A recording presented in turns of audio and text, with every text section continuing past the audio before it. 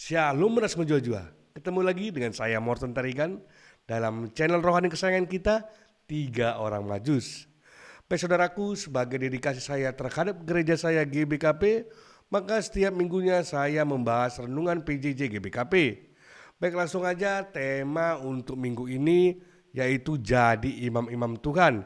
Diambil dari Keluaran 19 ayat 1 sampai 8. Saya akan langsung bacakan nats Alkitab tersebut dalam bahasa Indonesia.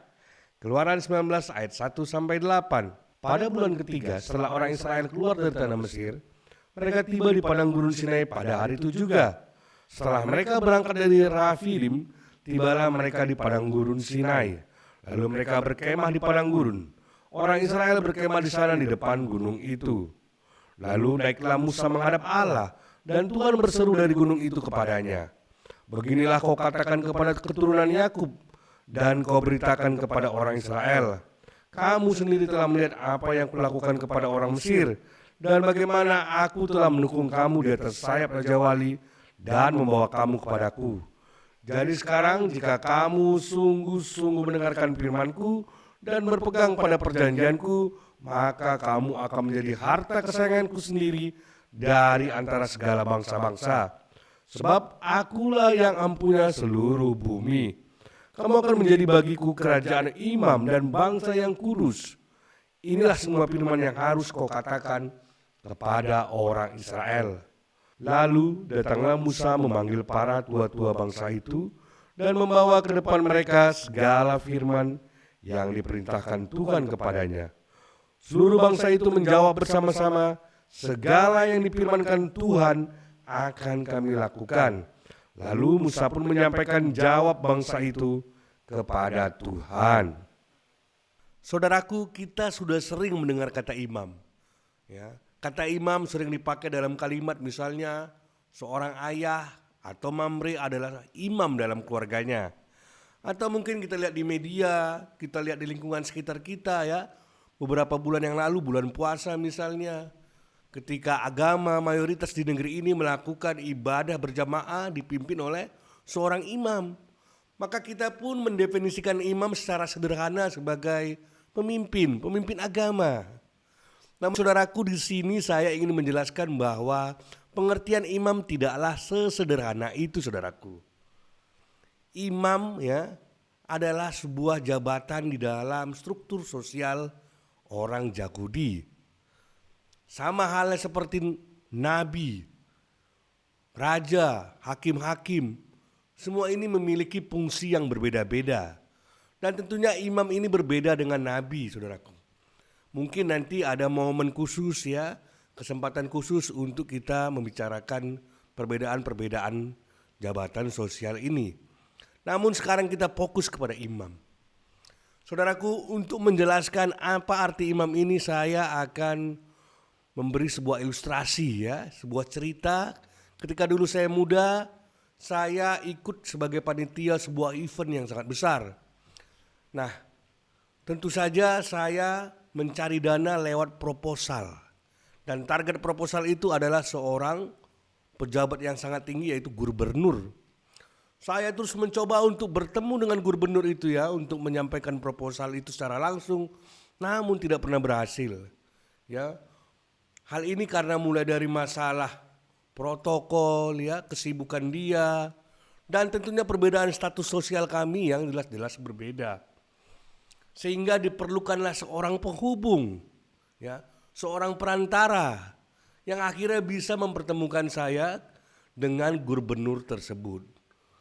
Akhirnya saya bertemu dan saya bisa menyampaikan permintaan atau permohonan saya dalam proposal tersebut. Nah, saudaraku, penghubung atau perantara inilah sama halnya dengan seorang imam. Ya, imam itu menghubungkan atau menjadi perantara antara manusia dengan Allah, saudaraku. Saudaraku, sebenarnya pada awalnya kita itu manusia kudus dan mulia. Namun semenjak Adam jatuh ke dalam dosa, maka kita sudah kehilangan kemuliaannya. Dan kita sudah menjadi najis. Sedangkan Allah tetap kudus dan mulia. Maka keduanya ini tidak mungkin dipersatukan, saudaraku. Ya, ada gap. Yang kudus dengan yang najis tidak mungkin dipersatukan. Yang terang dengan yang gelap tidak mungkin dipersatukan, ya. Sehingga kita tidak bisa datang langsung lagi kepada Allah. Tapi karena Allah begitu mengasihi kita manusia, Dia memberikan solusi ya untuk kebuntuan relasi ini. Dalam konteks ini relasi antara Allah dengan orang Israel. Allah mengajarkan Musa sebuah sistem, ya. Bagaimana cara orang Israel datang menghadap Tuhan, ya. Dengan apa? Dengan sistem apa yang disebut kemah suci. Dan kemah suci ini adalah cikal bakal nanti ketika mereka sampai di tanah Kanaan, Salomo pun membangun bait suci Allah. Ya. Pada kemah suci atau bait suci ada ruang-ruang di mana ruang yang paling kudus yaitu ruang Maha Kudus. Di sana adalah simbol kehadiran Allah. Ya, ada tabernakel di sana. Allah hadir di sana. Maka ketika orang Israel ingin datang menghadap Allah, misalnya saja ingin memberikan persembahan ucapan syukur, ya, atau ingin meminta pengampunan dosa dengan membawa kurban, maka mereka hanya boleh sampai pada batas halaman bait suci atau kemah suci, ya. Mereka tidak boleh masuk ke ruang kudus di mana Allah bersemayam di sana. Maka datanglah imam menjemput, ya, dia yang akan membawa kurban yang dibawa tersebut. Maka fungsi imam sekali lagi saudaraku adalah sebagai perantara antara Allah dengan manusia. Dan sebagai perantara ini memiliki dua fungsi ganda saudaraku. Yang pertama, imam mewakili manusia di hadapan Allah, ya. Contohnya ketika membawakan doa umat, ya, atau ketika membawa persembahan atau kurban, ini harus lewat imam saudaraku. Sebaliknya juga imam mewakili Allah di hadapan manusia. Nah, ini contohnya ketika imam mengajarkan apa yang ingin mau terhadap umatnya, ya, mengajarkan hukum Taurat, firman Allah kepada orang-orang Israel. Nah, untuk itu maka imam seperti yang kita bahas di awal tadi bisa dikatakan sebagai pemimpin. Karena dia juga memimpin ibadah, memimpin ritual, dan mengajarkan firman Tuhan kepada umatnya orang Israel. Namun sekaligus imam juga dapat dikatakan sebagai seorang pelayan. Yang pertama karena dia melayani Allah. Selain itu juga dia melayani jemaat, ya, melayani umat Israel untuk bisa melakukan ritual. Jadi fungsi ganda memang betul imam adalah pemimpin, namun di satu sisi imam juga adalah seorang pelayan. Dan dalam konteks panggilan memang berbeda dengan nabi, ya. Kalau nabi itu mereka memang dipanggil perorangan, ya. Memang orang-orang spesial di mata Tuhan. Sedangkan imam ini dipanggil secara komunal, secara kelompok, di mana Allah memilih keturunan suku Lewi, khususnya keturunan daripada Harun sebagai imam untuk orang Israel. Dan karena mereka menjadi perantara Allah di satu sisi, maka imam ini juga harus menunjukkan keteladanan, ya. Mereka harus memperlihatkan kemuliaan Allah, ya, di dunia ini. Dan itulah semua tentang imam dalam konteks perjanjian lama yang bisa saya ceritakan. Saya merasa perlu menekankan terlebih dahulu apa arti imam, karena banyak sekali kesalahpahaman. Dan sekarang kita kembali kepada nats Alkitab kita, di mana pada Keluaran 19 ayat 1 sampai 8, bangsa Israel itu 3 bulan setelah mereka melalui masa-masa yang luar biasa, mereka dibebaskan dari jajahan Mesir, mereka melihat sendiri 10 tulah terjadi, mereka juga melihat sendiri Laut Merah terbelah, ya. Mereka juga makan mana, roti surgawi dan sebagainya. Maka sebelum Allah menurunkan 2 loh batu hukum Taurat, datanglah Allah memanggil Musa ke Gunung Sinai, ya. Allah ingin menyampaikan sesuatu yang sangat revolusioner untuk bangsa Israel. Ya, Allah berfirman, kamu akan menjadi bagiku kerajaan imam dan bangsa yang kudus. Saudaraku, ini bukan sekedar gelar kosong belaka, ya, melainkan identitas dan panggilan yang mendalam bagi orang Israel. Saudaraku, ini tentu konteksnya sebelum orang Israel diajarkan tentang kemah suci dan imam dari suku Lewi, saudaraku. Jadi ini adalah persiapan, ya. Persiapan untuk sebuah langkah besar untuk bangsa Israel, di mana mereka akan menjadi kerajaan imam, saudaraku. Apa arti kerajaan imam? Secara khusus nantinya mereka menunjuk orang-orang Lewi, suku Lewi sebagai imam mereka. Dan secara umum bangsa Israel akan menjadi duta Allah di dunia ini. Lewat bangsa Israel kita mengenal Allah. Lewat bangsa Israel kita dibawa ke hadapan Allah. Ini sebuah langkah yang sangat besar. Sehingga Allah perlu memanggil Musa, ingin menanyakan kepada mereka apakah mereka siap. Dan apakah janji Allah ini tergenapi? Kita bisa lihat sekarang, saudaraku. 3 agama besar di dunia ini, ya, percaya wahyu paling banyak diturunkan oleh nabi-nabi orang Israel, orang Yahudi. Ya, luar biasa. Bahkan Kristus Yesus yang kita percaya sebagai juru selamat lahir dari rahim orang Israel, ya, orang Yahudi. Saudaraku, mungkin sekarang pertanyaannya adalah apakah panggilan untuk menjadi imam-imam Allah seperti yang tertulis dalam kitab Keluaran tadi itu masih relevan terhadap kita yang hidup di era perjanjian baru, ya? Bukankah konteksnya itu untuk orang Israel, ya? Itu adalah perjanjian lama.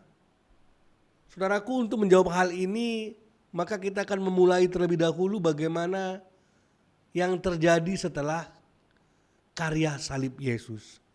Saudaraku, kalau kita baca pada Matius 27 ayat 51, ketika Yesus disalib dan menghembuskan napas terakhirnya, sesuatu yang besar terjadi dan digenapi.